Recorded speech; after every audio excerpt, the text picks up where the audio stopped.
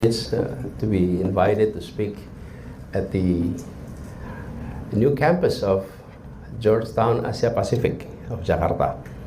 Thank you, Wendy, for also co-inviting myself in this event. And I'd like to welcome all our participants. Are these all students of this program, or there are also non-students? Okay, so students, can you raise your hand? Students, okay. You all are real students, right? Yeah, real students. Life students. Students in life. Raise your hand again. All right. The non-student? How do you get in? If you're non-student. I mean, this is a gated campus. How do you get in? So, by invitation, I guess. Anyway, I'm privileged with the opportunity to talk about leadership in inclusive city. It is a package that is of interest to many. Two things: inclusive and leadership. Combining the two is not always simple. But allow me to share some of our experience, some of our aspirations, and perhaps some of our thought. And if I may say at the beginning, I stand here not simply as a former governor or former mayors, but as someone who deeply believes that cities are living texts, and that architects help us read and write them better. And citizens of cities are agents that make city a more living, a more livable, and it is not simply about buildings, but it's about people. It is called a dead city when there is no people in that city, right? Even when the buildings were still intact. But if nobody lives in that city, what is it called?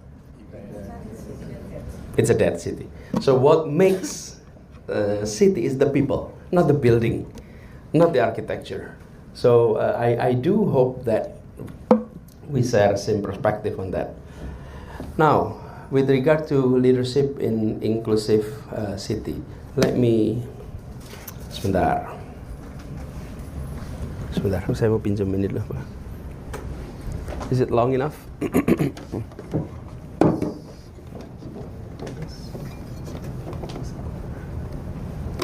If I can put it on di situ.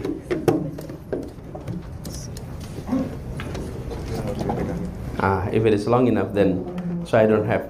Good idea. I like the innovation. I can liberate my hand. I'm tied in. Test. Okay, same quality, right? Yes.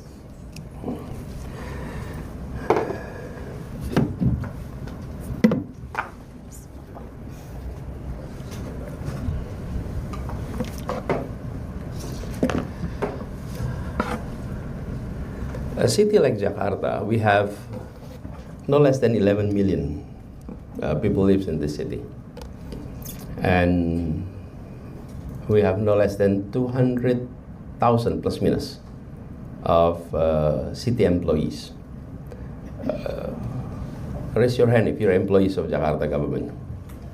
Oh, banyak betul. Oke. Tepuk tangan dong berarti.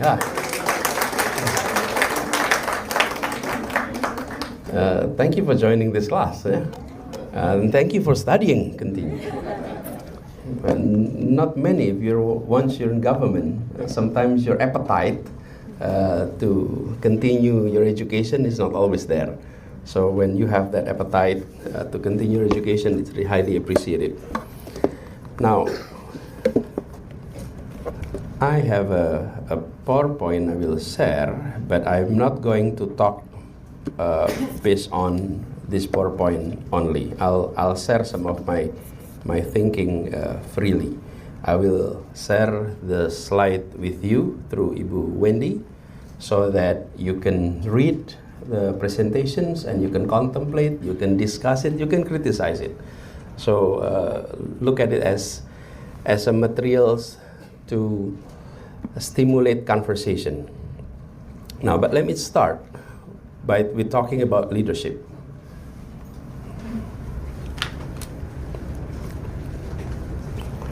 I mentioned earlier that I've been given a job to manage a city of 11 million and a city government of no less than 200,000 people. Around 62,000 were civil servant, and the non-civil servant is the rest, so about 200,000.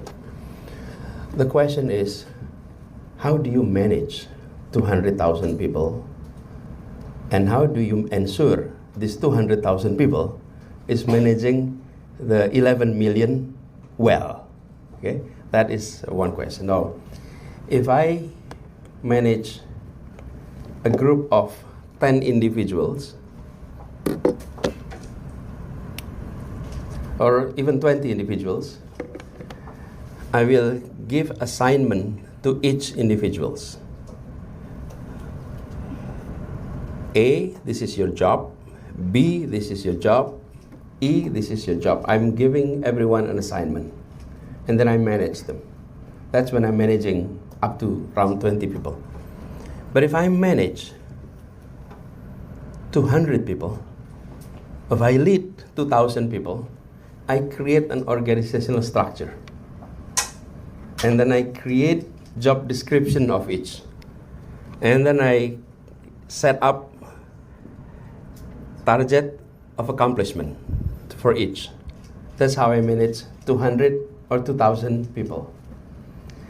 But if I manage 200,000 people, an organizational structure is not enough.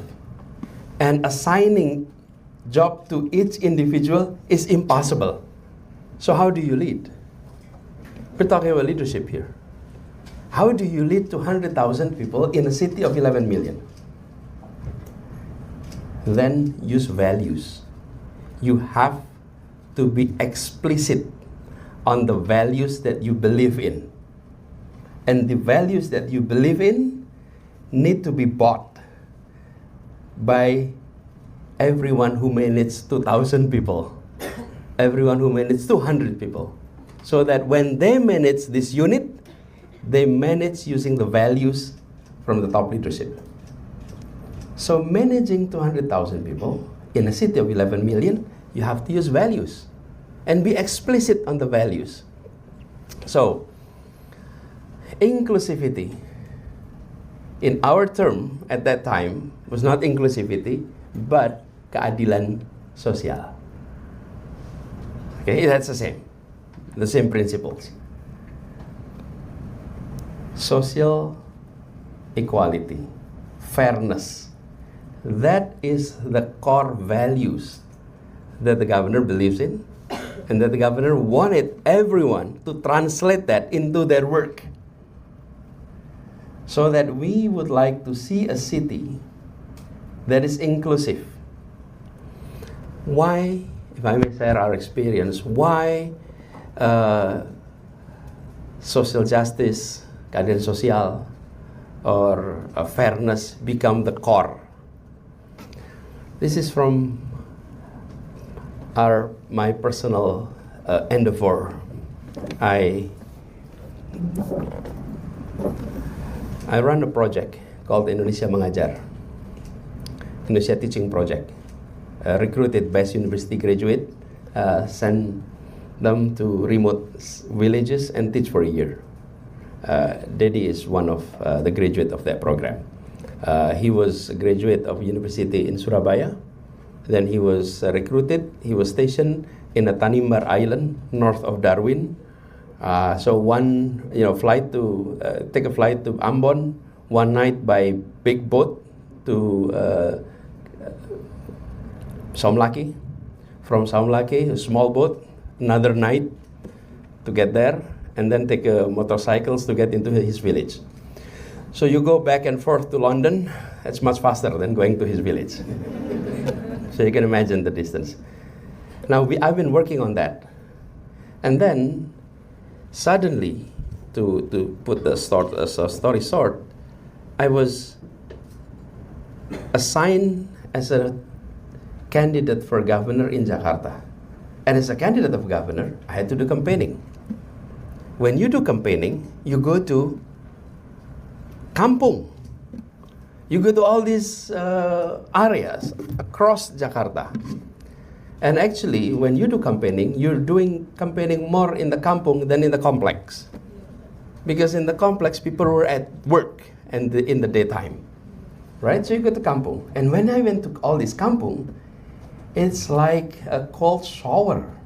Oh my God, all these years we've been working on sending teachers to remote area, while only 3 kilometers from Monas, slum area with the entire kampung has no toilet.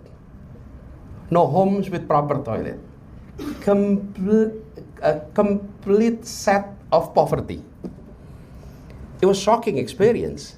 So we talk about inequality between Jakarta and remote area, and then I came here, inequality within Jakarta, and in extreme inequality. And it gives me a new perspective that indeed the world have changed. In the past, disparities between countries were so wide. Nowadays, disparities between countries has narrowed down. Indonesia is one of the top 20 economy in the world, right? So our disparity between Indonesia and other countries, or the top countries, has narrowed down. But disparities within countries are widening. And disparities within cities are widening. So the GDP of Jakarta and Singapore and Tokyo and London have narrowed down over past few decades. But the disparities within Jakarta has been widening over the past few decades. Is it not right? That's the case. So I was confronted with that reality. So we think we need to address this issue. How do we do that? That's what I said earlier. Stated clearly, this vision. So for our friends who are in Jakarta, I think you can check. There is pergub tentang nilai-nilai. I hope the pergub is still in use. Because when I entered the city of Jakarta, I talked to our team, and then I asked a simple questions. Do we have corporate values? Okay. As a unit, pemerintah daerah. And the answer is no, we didn't have corporate values. So what is the values of government in Jakarta? There is no values. We just follow undang-undang. We just follow peraturan daerah, but there is no values. So let's create that values. So the value is now there, and hopefully it's still being in operations. But anyway, come back to that. Once you have that, you start talking to everybody. Use these values, adil,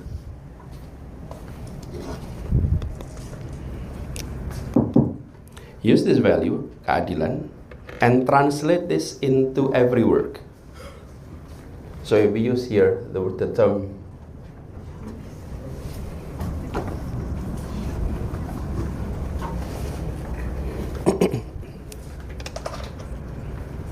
okay, thank you.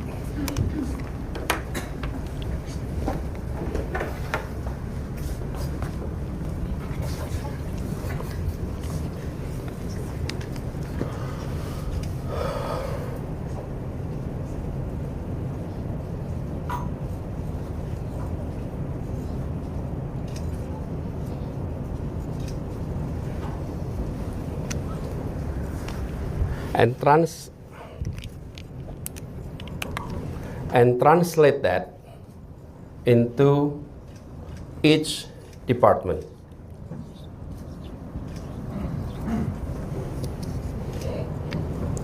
And I remember when we had this first conversations about this with the kepala dinas, which that's where governor is talking about kepala dinas. some of the kepala dinas, some of the head of the department was wondering, how do I translate equality, inclusivity into our department? When we talk about inclusivity in managing education, that is quite clear. When you're talking about inclusivity, when you manage healthcare, that's quite clear. Okay? But when you manage Bina Marga, and then you talk about inclusivity, how do we translate inclusivity and equality in Bina Marga? How do I translate this if you're managing Dinas Pertamanan dan Hutan Kota, Park and City Forest? How do I translate when these are field or departments that is often not associated with inclusivity or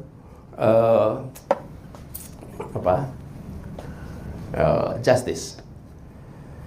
So we work on this, and also public transportations or Department of Transportation, Dinas Perhubungan. What is inclusivity in this? So I told them we need to look at it from a different perspective. Let's say Department of Parks. Where are our parks were located? Does the resident of Jakarta across the region have equal access to park? Are the park only located in certain area and absent in other area? So translate that keadilan into ensuring that parks is available to all citizens of Jakarta everywhere they live. Everywhere they live. So it is being translated that way. And then we're talking about transportations. You look at the map. I think in 2017, only 42% area of Jakarta is covered by public transport.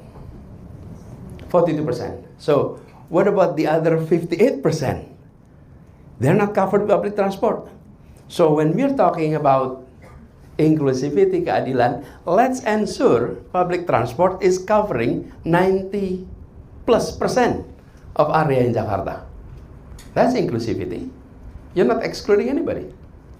And then we talk about Bina Marga, streets. But how do we translate keadilan questions? Now these questions has been repeated many times, but I remember when I raised these questions at first, it was quite unique response I get. What kind of transportation tools that everyone has? And then, this is true story, the response was motorcycle at that time in the meeting. And I said, no, not motorcycle, it's our feet. It's our feet. Now it's common questions. I mean, it's tapi at that time was new. Our feet. The question is, do we as government provide facility for pedestrian? Do we create enough? No, we're not. So let's do that. So once that is translated in every department, suddenly you realize that inclusivity starts from ourselves in the city. Not talking about the people of Jakarta, but talking about the government of Jakarta. It has to start from us.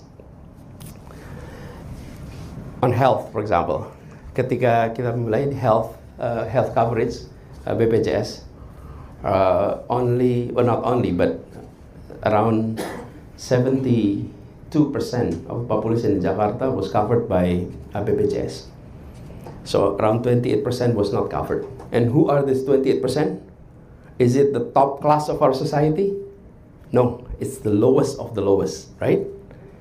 And immediately, we paid not less than 1.4 trillion rupiah just to ensure that everyone covered by BPJS, all citizens of Jakarta. Again, inclusivity, equality in the area of health services. So when you're talking about creating inclusive city and you link that to leadership, it has to start with values. Translate that by everybody. If you don't have that values, and you have to believe in the values. If you believe in the values, if you are leading and you believe in certain values in you, you create sensitivity. If you don't believe in certain values, you don't have the sensitivity. If you think about keadilan all the time, when you are seeing a phenomenon, then you will look at it from the lens of keadilan. But if you are not putting keadilan as your first priority, whatever you see, then you often overlook keadilan. To give you an analogy, if you care about electric car, okay, and you are being observant of brand of electric cars, when you drive on the street, whenever you see an electric car, the signal in your head turn on. Aha, mobil listrik lagi, mobil listrik lagi, mobil listrik lagi. This is my own experience. I didn't pay much attention to electric cars, and then our sons talk about electric cars. Abah, electric cars, this is the brand, that is the brand, and now we have so many brands of electric car. I think we should get an electric car. So they're trying to convince the father to get an electric cars. So I started to explore electric cars. I started to talk about electric cars. And then after I talk about electric cars, talk about it with our son, came to a showroom. After that, wherever I go on the street, my God, there's so many electric cars now. I didn't realize before. Why? Because electric car was never a variable in my mind.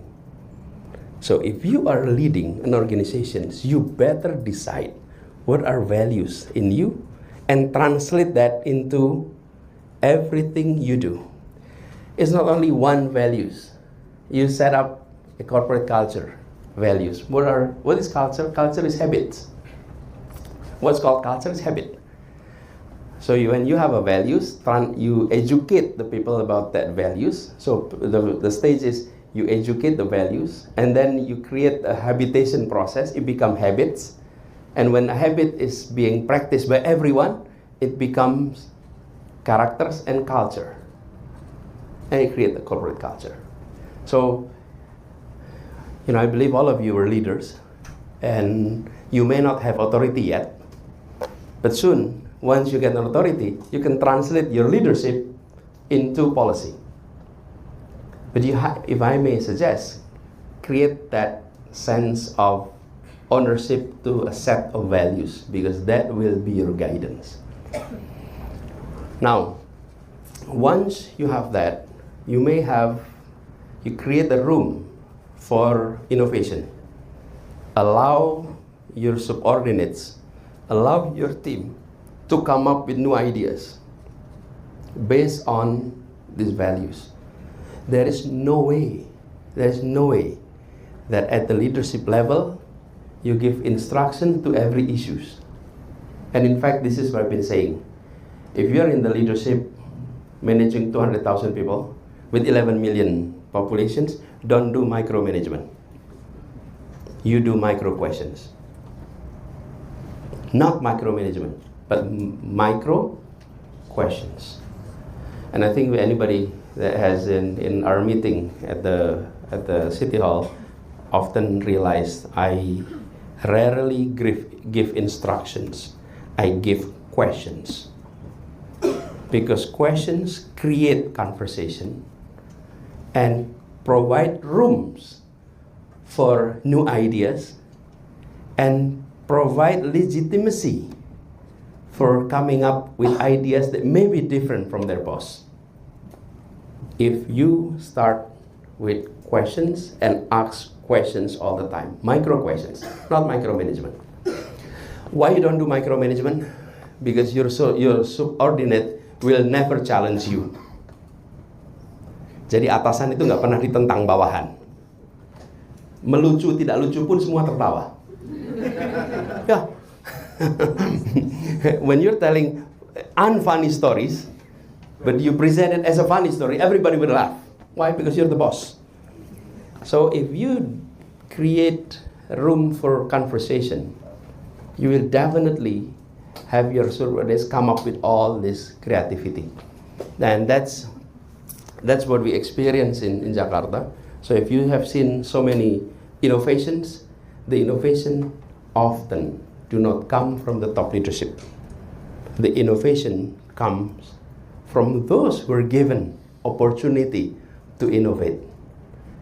Why? Because they're working based on a certain values. Now, I'll give you also another illustrations that I would like, when we talk about inclusive city, I'm very concerned about the fact that our city was segregated. In reality, was segregated. This area was the symbol of segregation years ago. Bundaran HI. How many malls in around Bundaran HI? Huh? What are they? Plaza Indonesia? Huh? Grand Indonesia? Huh? Tamrin City? Agora? Sarina agak jauh, di Bundaran HI aja. Itu ya, 4 itu. So 4 itu. There are 4 malls. Questions. Those who come to Plaza Indonesia, will they ever visit Tamrin City? No. Okay. Now, those who went to Tamrin City, do they have the courage to enter Plaza Indonesia? No. Maaf, saya nggak berani masuk situ. Right? Iya, tergantung tanggal, whatever that is, but it's discouraging, right? This is what happened when public space were not being provided by the public, but provided by the corporation. Because private entity, when they build a facility, they have to decide which market they are going to cater. And that is normal. It's nothing wrong with that. Because it is an investment, and they're talking about return of investment, and they decide what segment of the market that they're going to address. There's nothing wrong with that. What is wrong is that when the public institutions, like government, is not creating public space that allow sense of equality to everyone. So this is where we decide, let's look at our city. There are how many space is actually here? There are 3 space. 1 is home. That's our first space. And then work and school. That's our second space. Right? And then, for lack of a better term, I use it third space. What are third space? This is a space where we allow everyone in our city to enter, enjoy, and feel sense of equality. Where are they? Parks, public transport, sidewalks. That's where you enter a place and you don't feel intimidated.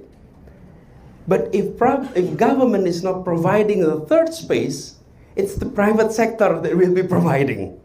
And when private sector is providing, it will create unintended segregation. It's unintended, but it's segregating. And Bundaran HI is a perfect example of that. So, when we build public transport, I told our team, the value of public transport is inclusivity. keadilan. What does it mean? It means that in public transport, there is no business class, there is no VIP, there is no business lounge. Everyone is the same. It is only in our public transport that a CEO can stand next to an office boy.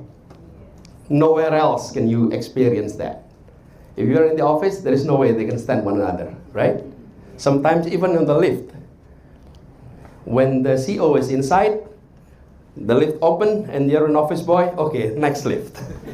I'm not going to be in the same with him, same car with him. And that's our experience, our observation.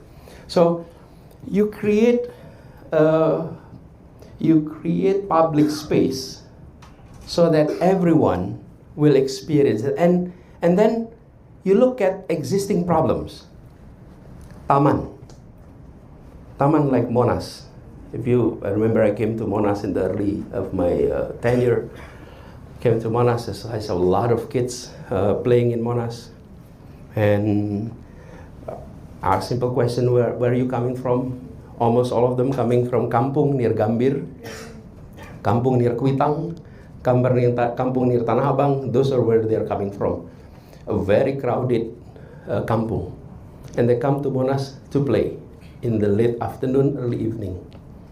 However, there is that sign in Monas.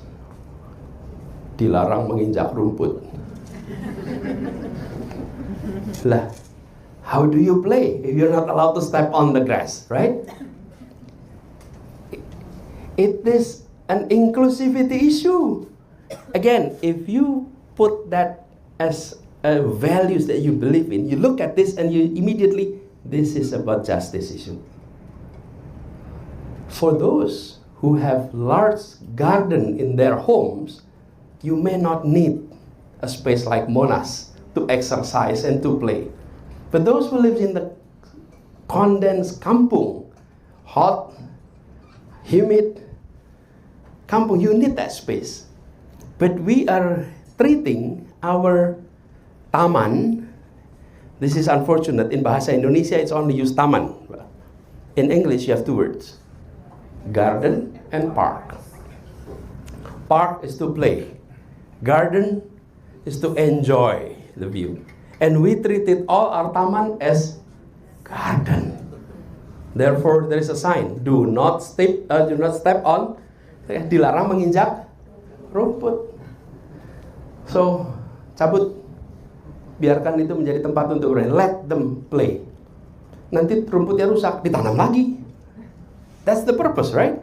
But again, we're talking about these values. And I'll give you another example of creating a sense of togetherness. This is Bundaran HI story as well. Saya pakai yang itu ya.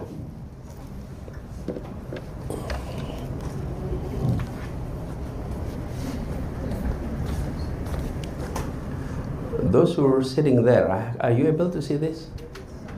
Are you able to see this part? Okay.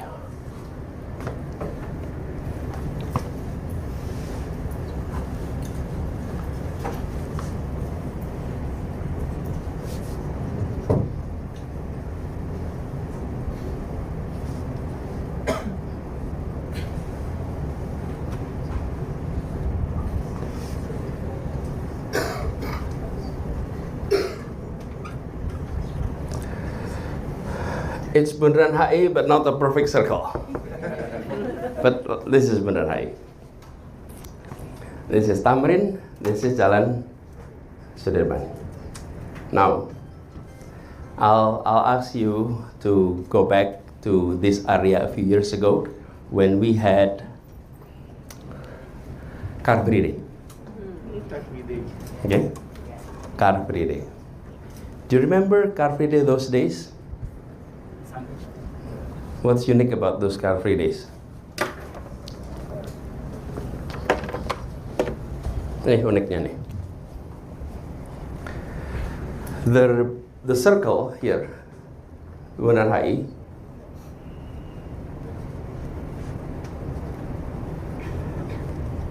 full of pedagang kaki lima. Yes. Right? Yeah. This is an area where street vendors were basically occupying the street, right?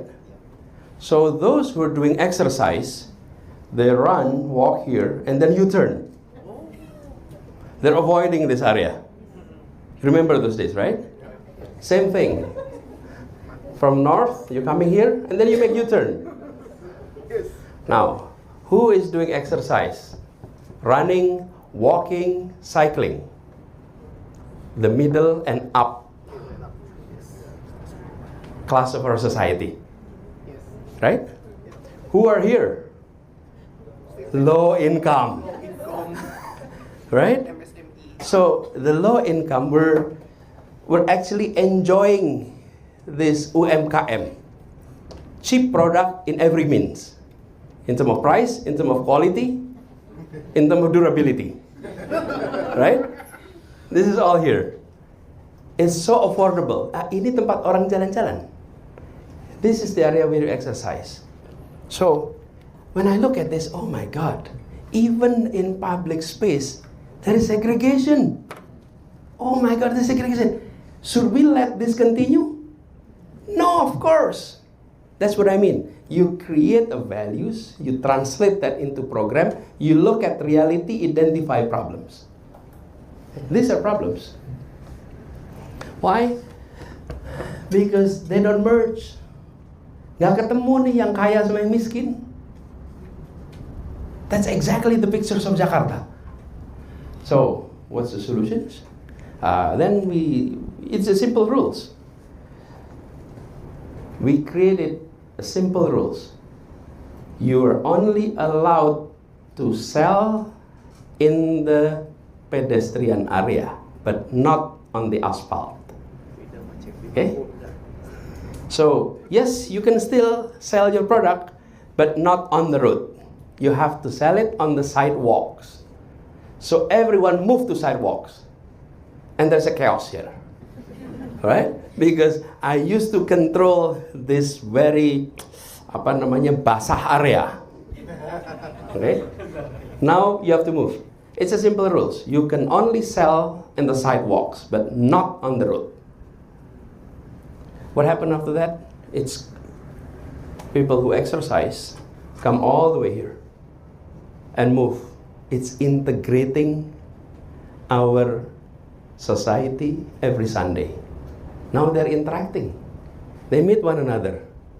And they can stop by for food. You can buy for drinks on the sidewalk. Now, it's no longer segregation of this is slum area membership. This is Kebayoran Baru membership. Now, you integrate that. So, again, this is just an illustrations how you translate leadership into inclusive city. But it requires maintenance. It requires consistency of policies so that it becomes values of our cities. Without that, it is only a value of a certain period. But if it is being implemented over time, bought by first civil servant to citizens, then you will be able to create a city that is truly inclusive. One of the things that I was quite happy to is another example of Bundaran HI, Jalan Sudirman, as well as Kemang, in which sidewalks were built, because it is democratization of the most expensive road in the country. Previously, only those who worked there or those who own a company who actually go through Jalan Sudirman. Now, everyone can enjoy the Jalan Sudirman as any major city across the globe. Anyway, I'm happy to continue the conversation in the question and answer session. Let me end my opening remarks.